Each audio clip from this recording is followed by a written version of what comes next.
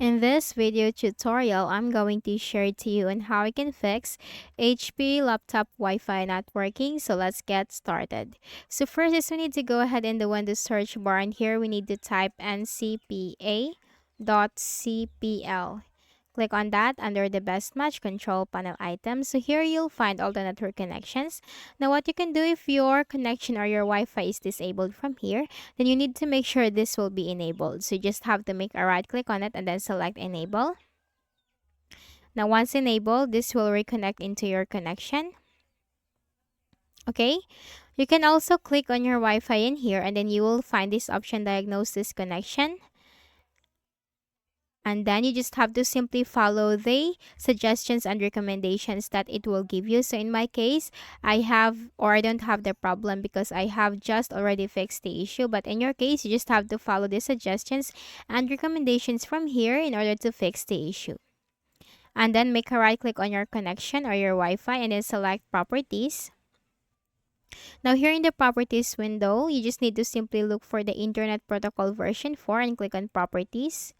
Now here you'll find the option use the following DNS server addresses. Click on that. So we are going to use the Google's DNS server addresses, which is one of the greatest DNS. So for the preferred DNS server, type in here 8.8.8.8. And for the alternate DNS server, type in here 8.8.4.4. Then you just have to click on OK and then close this windows. Then the next thing that we need to do is we can also run some commands. So go ahead in the Windows search bar and simply type cmd.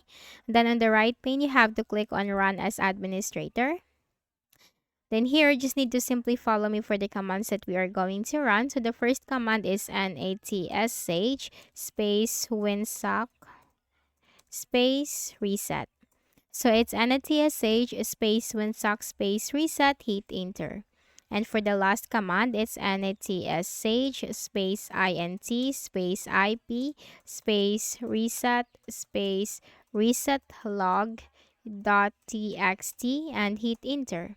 It will ask you to restart the computer, so you need to type exit first, hit enter, and then make a right click at the start button, shut down or sign out, and restart the Windows.